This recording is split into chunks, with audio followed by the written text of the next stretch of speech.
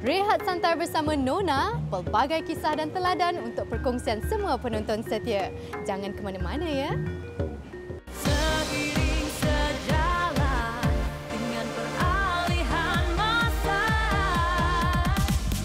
Nona, Nona, bukan Nona. Biar apa hadapi Nona.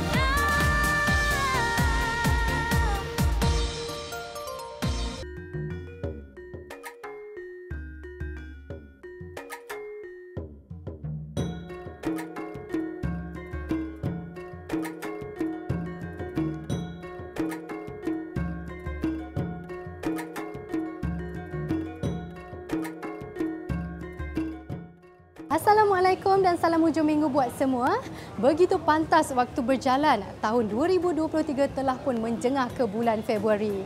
Mira yakin dan sentiasa positif terhadap anda yang kekal bersemangat menjalani hari-hari mendatang. Biar apa pun rintangan dan dugaannya, jadikanlah ia sebagai cabaran untuk menyelahkan potensi diri dan menguji kematangan fikiran. Jangan mudah menyerah dan cepat mengalah, sematkan dalam hati dan harus percaya kita antara wanita hebat yang mampu merubah pandangan dunia demi mencapai impian dan kejayaan. Menarik di Nona minggu ini. Daripada tepi jalan, dah ada kafe, lepas tu rezeki kami dekat sini. Orang cakap konsep ni konsep minimalis, sebenarnya konsep kami adalah konsep jimat kelas. Rumah saya ni berkeluasan 750 square feet. Kita berkonsepkan open space, dia tak syarat dengan perabot dan color. Gaul semua sehingga garing. Kalau kita menggunakan kerisik di dalam masakan, dia akan memuatkan kuah itu akan pekat. Tidak mengapa sekiranya wanita meminang lelaki. Cuma digalakkan wanita tersebut mewakilkan lelaki.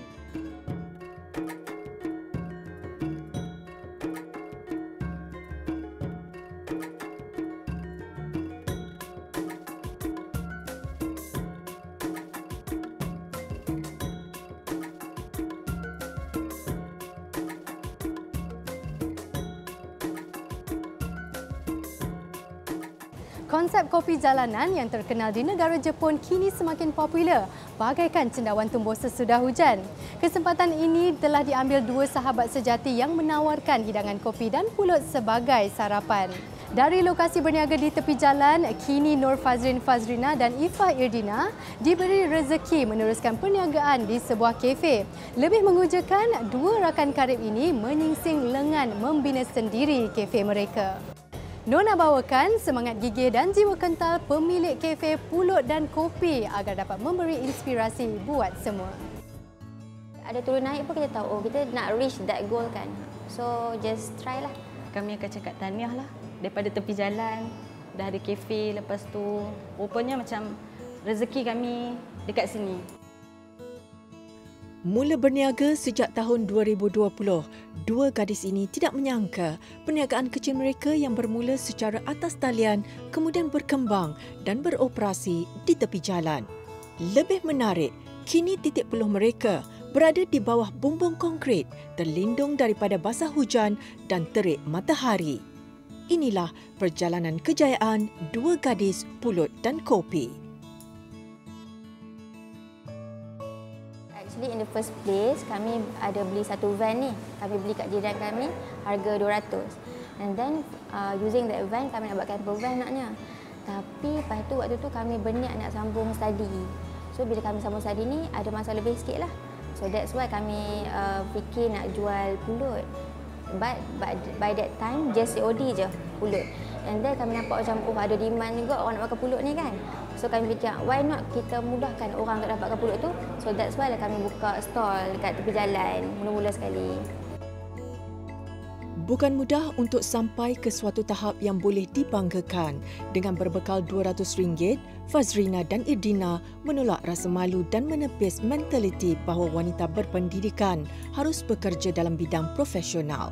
Sebaliknya, mereka percaya bahawa rezeki tidak datang bergolek dan impian juga boleh menjadi kenyataan. First thing first, kami buka kafe ni atas apa yang kami dapat waktu kami jual tepi jalan dulu. So So bukan orang cakap konsep ni konsep minimalis. Sebenarnya konsep kami adalah konsep jimat kos. So sebab itulah kami try nak buat everything sendiri. Walaupun kami tahu je kalau kami ambil upah orang lagi senang betul. Tapi sebab kami nak jimat kos, kalau boleh jimat lagi bagus kan. Untuk kami lah. So pasal kudrat tu actually kami tak tahu apa pun. Pasal nak ikat simen ke, nak buat tu, nak buat ni. Tapi kami ada minta tolong orang kawan lah yang lagi mahir bab-bab ni.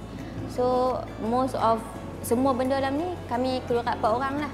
Kami 2 dengan ada 2 orang lagi kawan. Kami rasa macam ada sentimental value. So macam once kita rasa macam down, bila kita masuk kita rasa awak kita habiskan masa, tenaga dekat sini, lepas tu kita nak tutup macam tu je. Kalau sebab ada bisnes kan ada turun naik kan. So bila dah turun tu kita rasa macam nak tutup lah ke apa kan. So bila kita tengok balik apa yang kita buat yang tak seberapa ni, kita akan rasa macam tak boleh, kita kena teruskan benda ni. Perkongsian di media sosial oleh pelanggan setia membuka lebih luas pintu rezeki. Mempunyai 11,000 pengikut, keringat 2 gadis ini ternyata membuahkan hasil. Sokongan dan doa pelanggan menjadi sebab utama mereka membuka kafe yang lebih selesa. Actually support yang paling banyak kami dapat adalah apart from our family, memang dari customer-customer kami. Dari tepi jalan, daripada kami COD lagi, customer cakap boleh pergi jauh ni, jual pulut macam ni. Sebab itulah kami berani nak buka stall tepi jalan. Sampai dah boleh buka kafe macam ni. Semua memang dari support customer kami. Rasa macam tak sangka rakyat Malaysia macam ni. Macam baik lah, macam support dari tepi jalan memang selalu dapat DM macam cakap tahniah, macam teruskan usaha. Banyaklah doa-doa yang depa duk macam bagi tahu, macam support. Dalam perniagaan mahupun pekerjaan pasti ada titik hitamnya. Pelbagai cabaran harus ditempuh demi merealisasikan sebuah harapan. Walaupun ribut datang melanda, Fazrina dan Irdina tidak pernah patah semangat untuk mengejar impian mereka. Ada one time tu, hujan lebat. Masa tu kami pakai payung yang 4 kaki tu.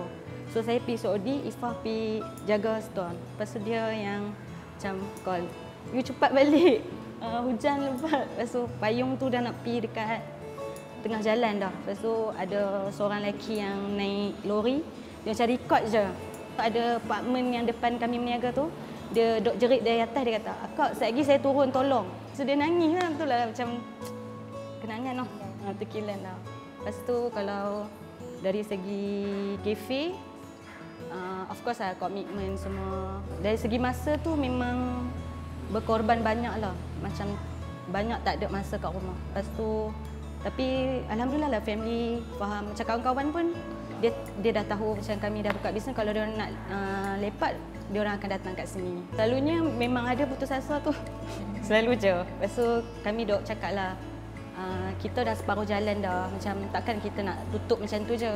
Lepas tu macam Ifah cakap tadi lah, kita ada matlamat, so kita teruskan je. Macam sampai goal yang kita nak tu. Berkat perkongsian resepi turun-temurun daripada keluarga Fazrina, ternyata ianya mendapat sambutan masyarakat bandar. Walaupun kafe berkonsepkan minimalis moden, menu yang ditawarkan adalah makanan tradisional Melayu dan sudah semestinya bersama variasi kopi untuk penggemarnya. Kami pilih pulut in the first place sebab ini adalah makanan tradisi lah, family dia. So memang setiap hari memang mak dia akan masak pulut, tapi pulut putih. So and then waktu kami nak start nak jual pulut tu, mak dia kata orang jarang makan pulut putih ni. Sebab itulah kami try jual pulut kuning dengan rendang. Menu insya-Allah kami akan tambah, tapi basically dekat sini memang kami sediakan makanan tradisional Melayu lah. Tak ada apa western punya menu. So plan yang terbaru mungkin buka franchise kot lah. InsyaAllah. Saya percaya pada rezeki. Kalau kita usaha, Allah akan bagi rezeki yang terbaik untuk kita. Cuma kadang-kadang masa tu bukan itu yang terbaik untuk kita, nanti Allah akan bagi. Jadi kita sebagai manusia, kita kena usaha, kita kena tawakal dan macam percaya rezeki tu akan datang. Actually saya rasa bisnes ni first thing first is kita kena ada passion kan. Sebab kita tahu nanti bila kita buat bisnes mesti ada turun naik semua kan. So if kita ada passion, macam mana kita nak waktu tengah turun tu kita actually kita nak fikir, nak naikkan bisnes kita betul. And then the second tips lah, saya rasa is kita kena tahu matlamat kita apa. Macam kalau kami fikir lagi 5 tahun, cafe ni nak jadi apa macam tu. So kita bila ada matlamat tu, dia ada turun naik pun kita tahu, oh kita nak reach that goal kan. So just try lah tu usaha. Bagai bulan jatuh ke riba, perniagaan yang asalnya sekadar untuk mengisi masa lapang kini menjadi lubuk rezeki buat dua gadis ini. Rasa gembira hadir sebagai tanda syukur dengan rezeki yang dikurniakan Allah. Kami akan cakap tahniah lah. Daripada tepi jalan, dah ada kafe, lepas tu rupanya macam rezeki kami dekat sini. Rajin mengais, tembolok berisi. Semua orang mahu senang, tetapi siapa yang sanggup bersusah payah seperti dua remaja ini?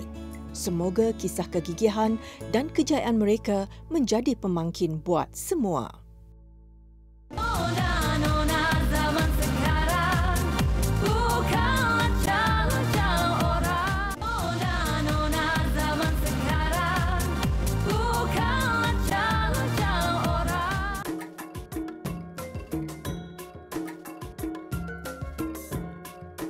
Biarpun masih awal untuk bercerita tentang persiapan sambutan Aidilfitri, bagi mereka yang gemar menempah baju raya berbanding membeli koleksi ready to wear, pastinya sekarang adalah waktu-waktu akhir untuk membuat tempahan. Baju kurung moden antara yang menjadi pilihan untuk digayakan pada pagi Syawal. Rekaannya yang ringkas dengan padanan fabrik yang selesa menambahkan seri pemakai.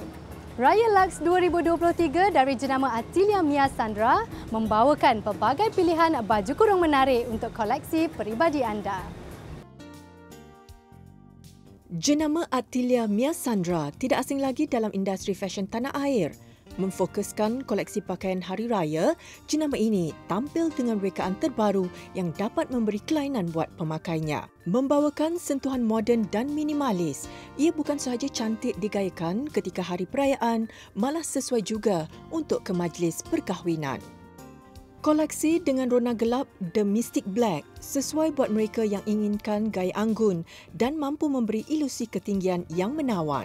Sentuhan mewah rekaan ini disurikan lagi dengan kombinasi hiasan rendah Perancis pada bahagian leher dan pergelangan tangan. Fabrik sutra chiffon pada bahagian depan baju pula menambahkan lagi pesona dan ciri-ciri elegan busana. Biarpun rekaannya ringkas, namun masih mampu menyelahkan sisi anggun pemakainya. Faktor warna boleh memberi kesan yang berbeza pada penggayaan busana. Koleksi kedua yang dinamakan Le Mirage lebih mengkhususkan dalam pemilihan warna yang lembut dan menenangkan. Bermain dengan rona pastel seperti biru muda mampu mempamerkan sisi feminin dan juga menyelahkan lagi keayuan pemakainya. Teknik draping yang digunakan oleh mereka pada bahagian depan dan belakang dapat memberikan kesan dramatik pada baju, manakala pada hujung lengan pula, perincian rendah yang dipilih melengkapkan gaya busana.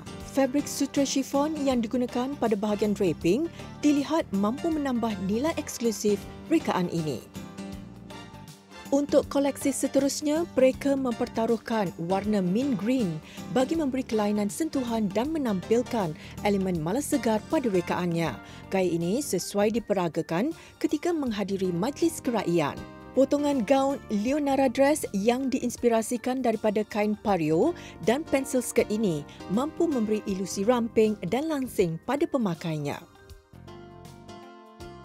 Manakala Violeta dress yang diilhamkan daripada salah satu pakaian tradisional Jawa iaitu baju kebaya memberi pilihan buat mereka yang gemar dengan gaya tradisional. Potongannya yang ringkas bertujuan untuk memberi impak anggun dan kemas. Busana ini turut dipadankan dengan kain rendah Perancis pada bahagian dada sehingga lengan baju dan menjadi ciri utama dalam koleksi raya kali ini. Walaupun menyuntik sedikit elemen moden, mereka masih mengekalkan gaya klasik dengan penggayaan pleated pada bahagian depan kain. Fabrik chiffon yang diguna untuk menghasilkan teknik pleated pada baju mampu menghasilkan lipatan yang lebih kemas dan rapi. Kuning cair antara trend warna baju kurung moden yang menjadi pilihan kerana ia dianggap sebagai warna yang segar dan terang. bahan ini mampu membuatkan sesiapa sahaja yang memakainya tampak lebih berani dan ceria serta lebih berkeyakinan. Perincian dalam rekaan ini masih mengekalkan elemen rendah Perancis dan teknik draping. Material dan gaya yang dihasilkan ini menyelahkan koleksi Raya Lux 2023.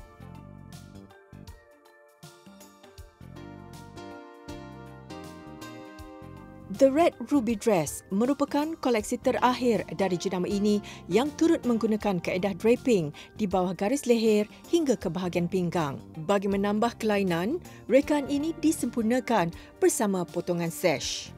Kena dengan namanya, pemilihan warna busana ini terinspirasi daripada warna merah batu delima. Bagi peminat warna merah, pastinya mereka akan kelihatan lebih menyelah dan berseri apabila menggayakan rekaan ini. Semoga perkongsian kali ini memberi anda idea untuk bergaya di hari Lebaran nanti.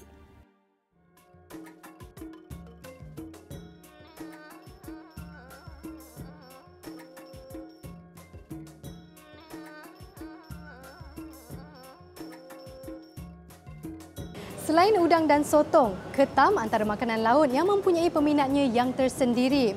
Variasi menu seperti ketam masak lemak cili api, ketam masak cili, ketam masak lada hitam maupun ketam bakar mampu membangkitkan selera. Gemar berkongsi pelbagai hidangan lauk pauk di media sosial, pempengaruh dunia masakan ini sentiasa berkongsi tip dan resepi enak sehingga menarik perhatian ramai netizen. Memilih menu sambal ketam kerisik, Azlin Zulkifli sudi berkongsi air tangan istimewa ini bersama penonton Nona. Pemilik laman Instagram Azrinis Memakan yang popular dengan hidangan lauk pauk berkongsi menu istimewa yang mungkin boleh memberi idea untuk anda yang gemar memasak. Hai, Assalamualaikum semua penonton Nona. Hari ini saya akan masak ketam sambal kerisik. Jom saya tunjukkan bahan-bahannya. Antara bahan-bahan yang diperlukan ialah bawang merah, bawang putih, daun ketumbar, serai, kerisik, gula melaka, minyak masak, cili kisar dan ketam. Okey, mula-mula kita akan panaskan dulu kuali.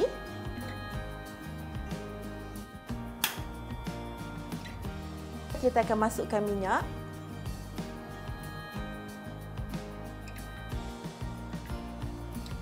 Okey, kemudian bila minyak dah panas, first kali kita akan masukkan bawang merah. Kemudian kita akan masukkan bawang putih. Dan kemudian kita akan masukkan serai. Okey, gaul semua sehingga bahan-bahan garing. Semasa menumis, api hendaklah dalam keadaan sederhana agar bahan tidak mudah hangus. Kacau tumisan sehingga garing dan naik bau, kemudian masukkan pula cili kisar. Cili ni ikut tahap pedas yang kita selesa lah. Maksudnya kalau kita suka pedas, kita boleh tambahkan cili. Kalau kita nak kurang pedas, kita adjust ikut tahap pedas yang kita nak. Okey, masa kita masak sambal ni, kenapa kita perlukan minyak yang banyak? Tips dia sebab kalau minyak tak cukup, sambal tu tak akan masak dan tak akan garing. Untuk masak sambal ni, kita kena pastikan sambal tu masak elok dan garing. Letakkan sedikit garam bagi menambah rasa. Untuk memekatkan lagi sambal, masukkan gula melaka dan kacau sehingga larut.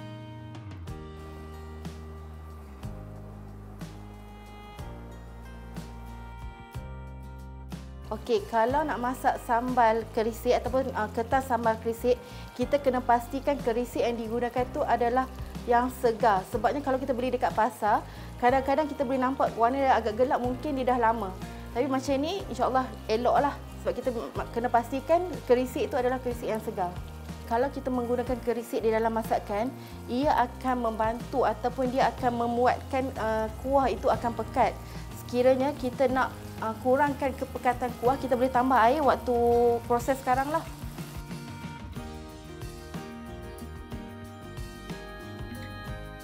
Sambal haruslah sentiasa dikacau dan gunakan api yang perlahan agar ia masak dengan sempurna.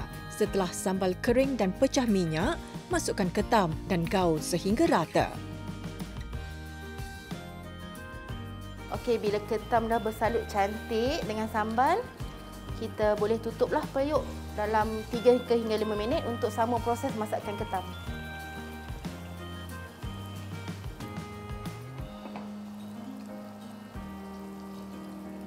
Ketam pun dah masak, cantik. Masukkan daun ketumbar untuk naikkan lagi bau dia. Memandangkan masakan kita pun dah siap, so kita bolehlah hidangkan.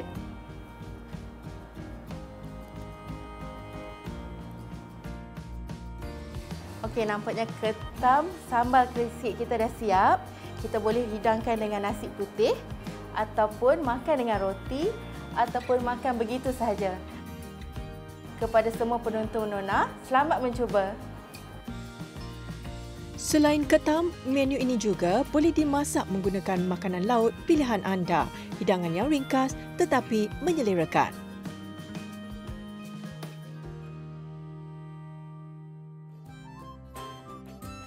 Sekarang ni Ana bersama dengan 2 orang wanita yang cukup hebat, yang cukup memberikan inspirasi kerana banyak perubahan yang dilalui oleh wanita-wanita cukup berani menerusi cabaran masakan dan usahawan dalam resepi Berani Maggi. Baik, sebagai pendahuluan, mungkin Syahidah boleh kongsikan bagaimana program Mentor Wanita Cukup Berani Maggi ni memberi manfaat dan juga mengasah kemahiran berniaga untuk Syahidah sendiri. Dari kecil saya ni pasat untuk menjadi usahawan dalam bidang masakan. Usahakan di sekeliling dalam bidang masakan. Habis itu juga penyertaan program Mentor Wanita Cukup Berani Maggi dan mendapat bimbingan selama 8 minggu bersama mentor saya, Cik N. Idris, mengajar saya dalam pengurusan perniagaan dan juga pengurusan media sosial. Daripada pandai selama, hasil jualan saya daripada 400 meningkat kepada 4,000 dalam masa 3 bulan. Wow. Saya juga menjadi lebih yakin walaupun penampilan diri saya fizikal yang mendapat sindrom BPAS, tetapi saya menjadi lebih yakin selepas mendapat bimbingan mentor. Okey, baik. Macam mana perasaan apabila dinobatkan sebagai juara? Lepas tu kan ke 8 minggu. 8 minggu berentaplah orang katakan dan perlu memenangi hati juri juga, betul tak? Jadi mungkin boleh kongsikan sedikit pengalaman Syahidah sendiri berdasarkan pengalaman daripada pertandingan ni. Pengalaman daripada pertandingan ni saya belajar banyak macam-macam dari segi penampilan diri, percakapan, pengurusan menjadi usahawanan untuk mendapatkan minat daripada untuk menjadi mentee kepada CN. Okey. Dari situ juga saya selama 8 minggu tu CN memang garang. So hari-hari memang saya kena buat task yang diberi. Alhamdulillah hasil daripada tu saya menjadi lebih fokus dan berani untuk mempromosikan produk saya daripada Syahidah Food. Okey, pertama sekali saya nak terima kasih kepada Maggi lah kerana adanya program ini dapat mencungkil wanita-wanita yang berani ni. Kalau kita tengok Syahidah dulu ni dia seorang sangat pemalu, yang tak yakin pada diri, yang kalau nak kira buat berniaga tu semua benda dia nak buat. Jadi dengan adanya saya sebagai mentor, jadi saya dapat melihat kelebihan dia dan mencungkil. Sebenarnya pada saya setiap wanita ini mempunyai keberanian tersendiri. Betul. Tetapi siapa yang nak mencungkil tu? Mentor lah nak kena cungkil. Jadi bertuahlah Syahidah sebab dicungkil dan diasah bakatnya oleh Cik N. Mungkin N boleh kongsikan sedikit juga tentang apa cabaran yang dihadapi ketika sepanjang program ni. Cabarannya ialah saya sebagai mentor dah tentu untuk menampakkan ada kejayaan pada Syahidah ni. Bagi saya yang penting kita perlu ada role model. Saya role model saya Cik N sendiri. Kerana Cik N beri inspirasi untuk usahawan-usahawan seperti saya untuk berusaha lebih gigih lagi bagi mencapai impian.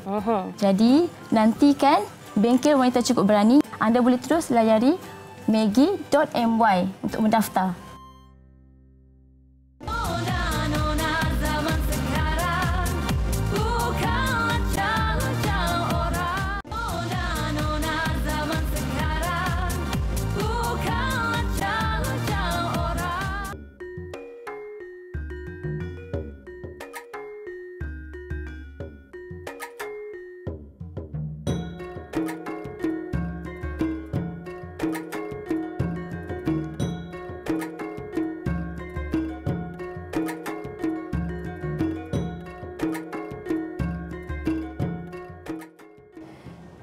Bali yang terletak di Puchong Selangor ini menjadi lokasi Nona minggu ini.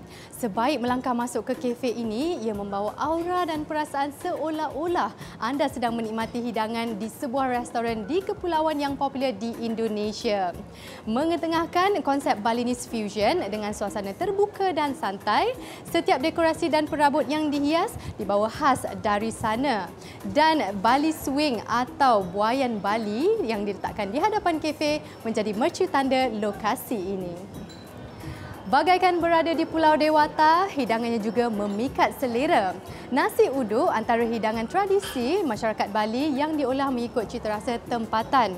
Tipat cantuk, siap gulung dan juga pemanis mulut kuih pisang bakar turut popular dalam kalangan pelanggan. Manakala kopi apokat, kopi kelapa dan juga jus timun markisa pula antara sajian minuman istimewanya yang menyelerakan.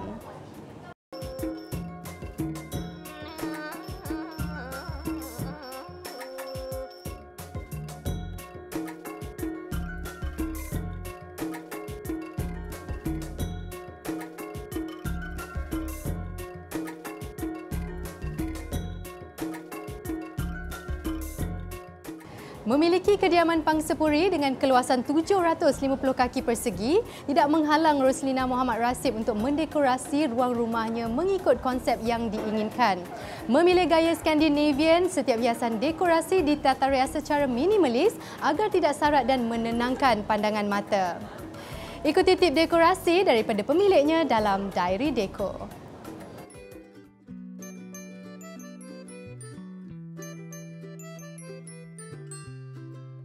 Setiap pemilik kediaman pasti mengimpikan dekorasi rumah yang cantik, teratur serta memberi ketenangan dan keselesaan. Berkhidmat di sebuah agensi kerajaan, pemilik kediaman ini amat mementingkan suasana rumah yang tenang dan sedap mata memandang kerana baginya ia boleh menjadi terapi diri setelah penat bekerja. Skandinavian ni adalah konsep yang ringkas dan minimalis. So, sebabkan ruang rumah saya yang terhad, saya memang decide untuk pilih konsep Skandinavian lah. Rumah saya ni berkeluasan 750 square feet, mempunyai 3 bilik tidur dan 2 bilik air. Rumah ni saya dekor simple je. Kita berkonsepkan open space. Bila kita balik rumah, kita buka pintu, kita akan rasa tenang dan selesa lah sebab dia tak syarat dengan perabot dan tak syarat dengan colour. Mengambil inspirasi daripada media sosial, penggunaan aksesori dekorasi seperti pasu dan lampu hiasan dilihat mampu menyelahkan lagi ruang kediamannya. Amat menitik beratkan keselesaan, perabot yang dipilih bersaiz sederhana agar ruang yang ada tidak terlalu padat. Dekorasi dalam rumah ni saya mengambil inspirasi daripada Pinterest dan juga IG home decor lah. Pemilihan perabot tu kita lebih kepada warna putih, grey dan black. Sebab Skandinavian ni tema dia adalah warna-warna natural. So kita gabungkan juga dengan sedikit colour wooden lah. Selain perlu bijak dalam memilih perabot dan warna yang sepadan dengan tema yang digemari, ada beberapa lagi faktor utama yang harus diambil kira dalam mengubah suai kediaman. Renovation dalam rumah ni, yang kita hire kontraktor cuma bahagian kabinet dapur, macam Benton wall, grand mirror dalam rumah, SPC flooring ni pasang sendirilah. Ruang kita terhad, bila kita buat shielding kapur tu, kita akan macam compactkan lagi kita punya ruang yang ada lah. So saya memang amalkan konsep open space, yang mana dining table dengan saya punya living room, juga shielding memang open. Warna dinding dan pemilihan dekorasi yang betul juga tidak boleh diabaikan kerana ia mampu memberi impak pada sesebuah rumah. Bila kita nak minimalis tu, kita mesti campurkan colour wooden dengan colour putih lah. That's why dinding dalam rumah saya memang 90% colour putih je.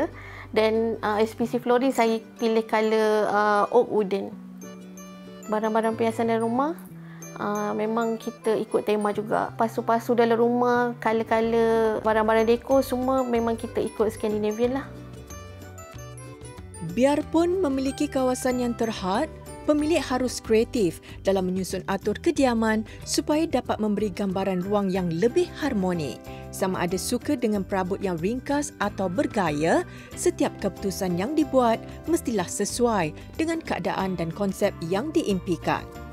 Untuk yang pemilik rumah jenis apartmen memang sangat sesuai konsep ni, sebab biasanya rumah jenis apartmen ni kita terhad ruang. So bila kita apply konsep Scandinavian ni, kita tak perlukan perabot yang padat, yang terlalu over, dapat memberi ketenanganlah kepada pemilik rumah. Pemilihan tema, perabot serta tona warna yang sesuai memang memainkan peranan yang amat penting dalam menghidupkan suasana kediaman selain mampu menyuntik elemen mewah kepada konsep yang ingin diterapkan. Amat teliti dalam memilih dan membeli barangan dekorasi rumah, ibu kepada 2 orang cahaya mata ini mengambil masa lebih setahun untuk menghias kediamannya.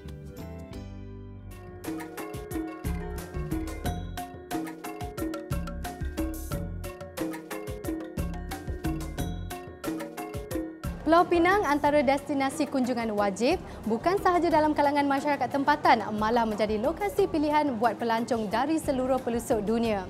Selain terkenal sebagai syurga makanan, pelbagai lokasi menarik turut menjadi tumpuan pengunjung yang datang berkunjung. The Farm Pantai Aceh adalah sebuah ladang yang lengkap dengan kafe unik, iaitu The Lake Cafe yang sesuai untuk anda yang gemar dengan panorama alam menghijau. Selain keindahan tasiknya, lokasi ini juga turut memiliki sebuah mini zoo sebagai tarikan buat anda yang hadir bersama anak-anak. Relax sekejap membawa anda menikmati keindahan di The Farm Pantai Aceh. Menikmati keindahan Pulau Mutiara sambil menghirup udara segar antara peluang yang dinantikan oleh pengunjung. The Farm Pantai Aceh, sebuah ladang tanaman dan juga kafe yang terletak di balik Pulau-Pulau Pinang ini pasti menjadi pilihan buat mereka yang mencari destinasi percutian yang sesuai untuk bersantai bersama keluarga mahupun teman. Baru saja beroperasi bulan lalu, lokasi ini tular di media sosial dan kini menjadi tumpuan pengunjung kerana keindahan flora dan faunanya. Idea untuk mencipta kafe dengan konsep mini petting zoo dan juga membuka lawatan untuk memberi pengetahuan tentang aquaponic system, which is the most advanced technology on the agriculture.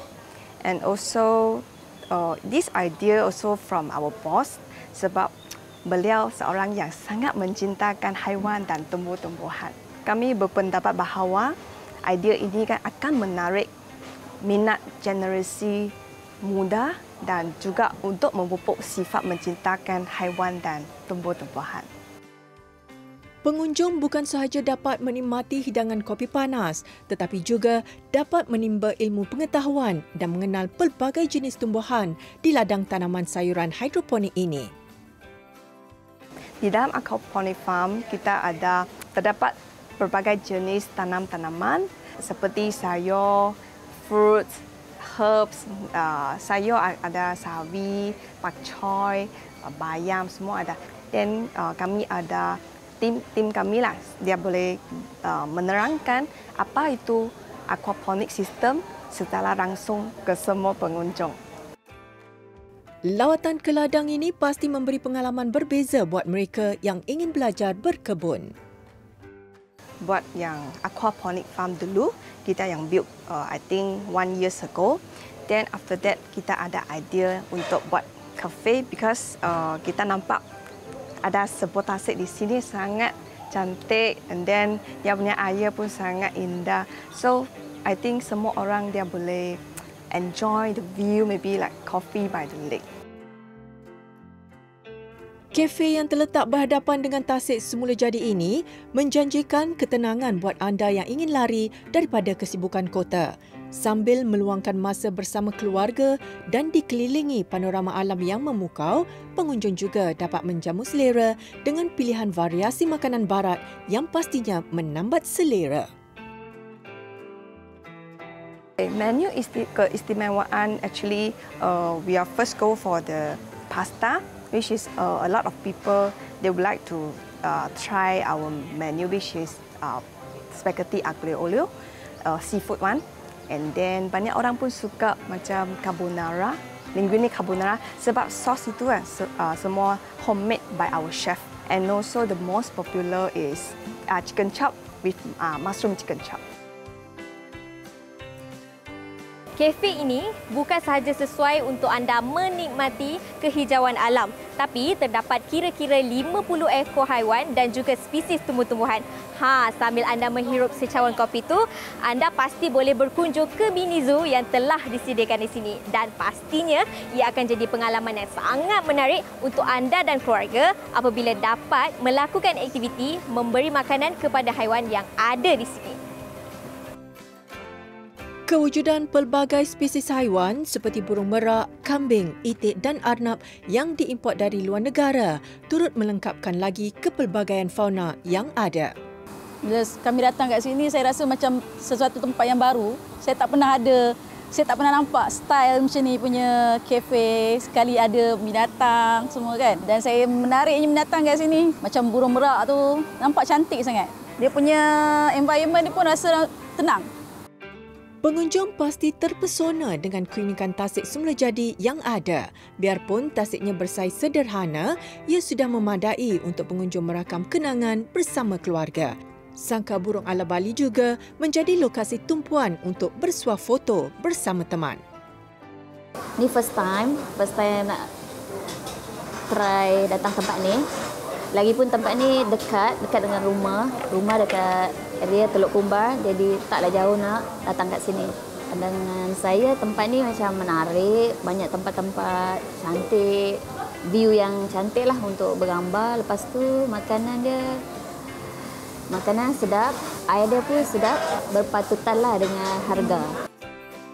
Actually, for those sesiapa yang memerlukan terapi dan maybe ketenangan, and then sebab haiwan kita boleh berinteraksi dengan haiwan. So haiwan maybe they will give us to relax the stress and also bagi ketenangan lah. Ya, macam tu. Mula beroperasi dari 10 pagi hingga 6 petang, lokasi ini sesuai dijadikan sebagai destinasi percutian yang menarik untuk dikunjungi. Selain boleh melapangkan fikiran daripada kesibukan hidup seharian, pengunjung juga dapat menimba ilmu tentang alam flora dan fauna yang mungkin tidak diketahui sebelum ini. Kunjungan ke sini pastinya mampu memberi pengalaman berharga yang tidak dapat dilupakan.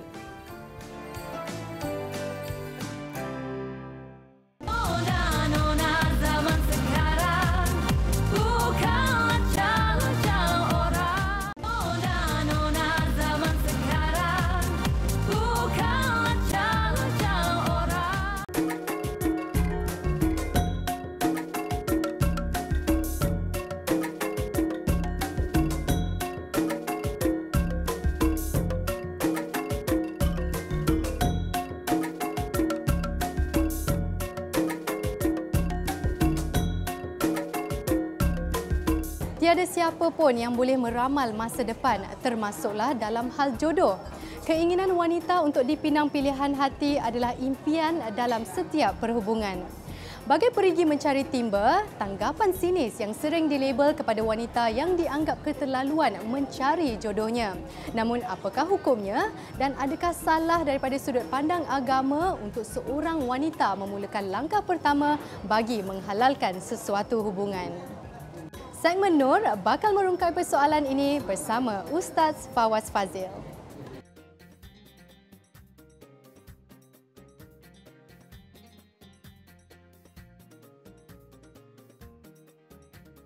Assalamualaikum warahmatullahi wabarakatuh. Dewasa kini, wanita ingin mencari pasangan yang ideal. Namun kadang-kadang mereka tidak berjaya dipinang ataupun lelaki yang mereka minat tak meminang mereka. Tunggu, mereka nak buat keputusan, boleh tak saya meminang lelaki tersebut? Jawapannya, mengikut pandangan syariat, tidak ada larangan. Bahkan Dr. Abdul Qadir Zaidan dalam kitabnya Al-Mufassal fi Ahkamil Mar'ah menyatakan tidak mengapa sekiranya wanita meminang lelaki. Cuma tuan-tuan dan puan-puan, sayugia, itu bahasa Indonesianya, digalakkan sekiranya wanita tersebut mewakilkan lelaki Mungkin daripada bapa saudaranya, mungkin daripada abang-abangnya pergi merisik lelaki tersebut kerana untuk menjaga keaiban ataupun menjaga kita katakan status dia. Takut kadang-kadang lelaki itu tolak, malu pula. Jadi kalau ditolak melalui perantaraan, kurang malu sikit. Jadi kalau nak direct pun tak ada masalah. Dia pergi bertemu, saya ingin menjadikan kamu sebagai suami saya. Boleh tak boleh? Boleh, kerana itu tidak ada masalah. Peminangan ini di dalam Islam maksudnya mencari pasangan. Tidak diikat dengan lelaki atau perempuan. Apakah tuan hamba datang rumah hamba yang tidak sepertinya ini? Kami datang membawa angkatan meminang. Angkatan meminang? Kebaikan wanita meminang lelaki ialah dia mampu untuk mendapatkan lelaki idamannya. Dan mungkin lelaki itu paling sesuai dengannya dan paling cocok dengannya. Dan ia berlaku kepada Sayyidatina Khadijah radhiyallahu taala anha walaupun ia bukanlah satu sunnah yang wajib dilakukan, tetapi ia membuka ruang kepada wanita yang mungkin dia janda, mungkin dia anak dara yang mungkin berumur. Jadi dia bimbang berkahwin dengan lelaki yang tidak matang, jadi dia sendiri yang meminang lelaki tersebut. Dan itu faedahnya. Kerana apa? Dia mendapat kebaikan agama dan juga dia akan mendapat kebaikan dunia. Kerana mendapat suami yang dia nampak lebih penyabar atau seumpama dengannya. Faedah yang kedua selain daripada kebaikan agama dan kehidupan, iaitu saya nak tekankan di sini, hukum mahar dan segala nafkah perbelanjaan ketika berkahwin nanti, selepas berkahwin nanti, tetap tanggungjawab ke atas suami, bukan ke atas wanita yang meminang. Bukan bermakna bila dia meminang lelaki tersebut, dia yang akan tanggungkan lelaki tersebut, makan, minum. Tidak, tetap lelaki yang bayar mahar dan menanggung nafkah wanita yang meminangnya. Selamat mencuba, selamat meminang. Assalamualaikum warahmatullahi wabarakatuh.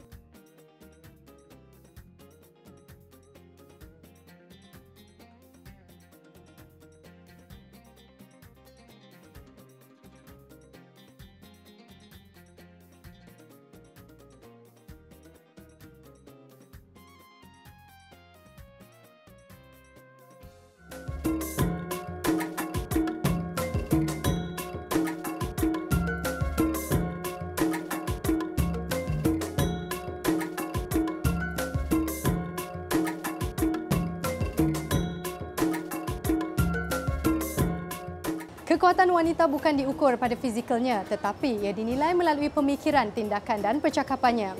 Wanita juga wajar diangkat tarafnya melalui hasil kerja yang cemerlang dan menyelah sehingga tidak ada satu pun yang dapat menafikan kehebatannya. Insan bernama wanita mampu menjadi golongan yang bisa menggoncang dunia. When the whole world is silent, even one voice becomes powerful. Ungkapan inspirasi daripada Malala Yousafzai tersebut mengakhiri siaran Nona minggu ini. Semoga setiap perkongsian memberi ilmu bermanfaat buat semua penonton setia Nona. Jutaan terima kasih kepada pemilik Cafe Bali kerana sudi menerima kunjungan kami.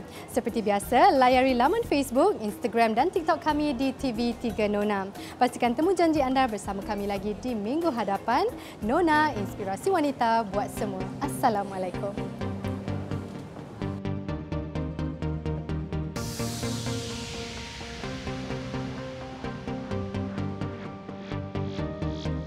Sri Kandi masa kini yang bekerja ya juga ibu dan istri, cabaran ditanya